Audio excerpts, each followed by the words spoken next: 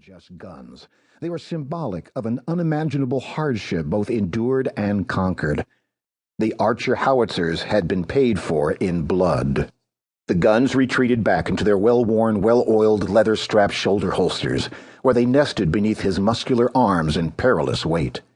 His fingers, cold and raw, slid into the mild warmth aside his ribs, soaking up heat as the vicious wind kicked sharpened bits of ice into his steel-gray eyes and stern-lined face.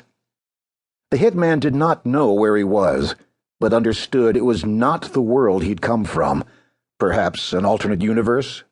Wherever it was, Angelo needed shelter, or else he would die from hypothermia, and he had already suffered the weight of death once this night, and would not bear its company again. His keen eyes scanned the horizon in search of civilization, only to find the desolate plateau of a frozen wasteland. In the distance, a subtle light glowed dim on a shade of ethereal amber. A destination.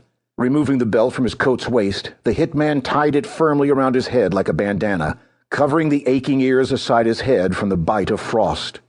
The buttons of the expensive Italian coat were fastened up to the neck, the thin lapels tucked awkwardly beneath the press of his square chin as a breaker. It would be a long walk. His snakeskin boots trudged forward through the snow, carrying him off across a frozen waste towards what could only be described as a slight glimmer of hope on an otherwise bleak frontier. The town was small, a series of humble wooden shacks surrounded by a horse paddock of barn-board fencing, and the sight brought to mind where such timber had come from.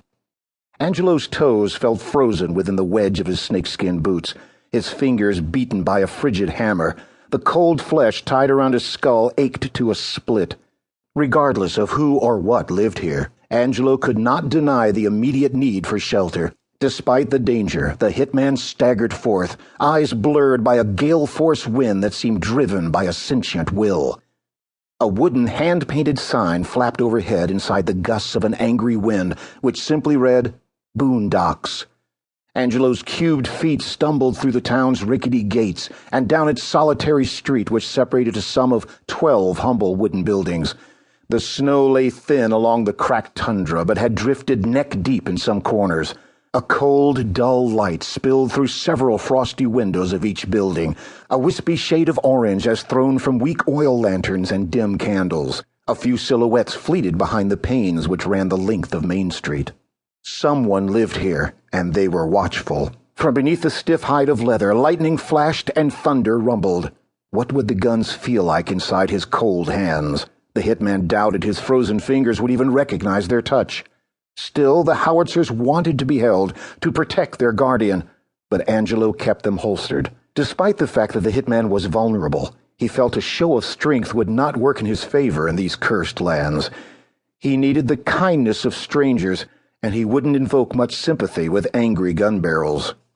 At the far end of the modest shack stood a 2-story building constructed from black castle stone and ashen barn board. It had a tall fort door that was flanked to either side by sectional plate windows that were buried beneath a thin layer of white ice. From behind the translucent panes, a bright orange glow promised both warmth and untold knowledge, perhaps the very meaning of life, or, in this case, death.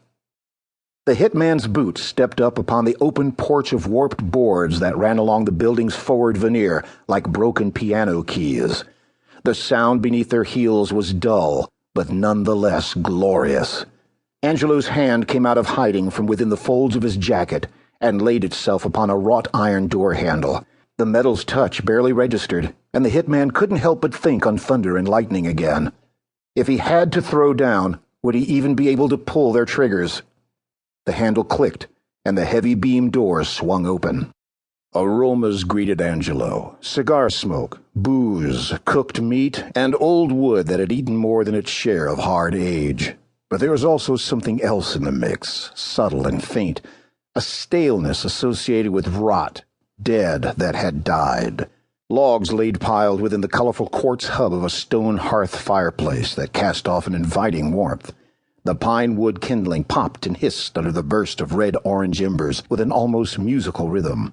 The old man behind the mahogany bar was tall, lean, had hungry eyes. He worked a white dish rag into a clear shot glass with long, slender fingers. The barkeep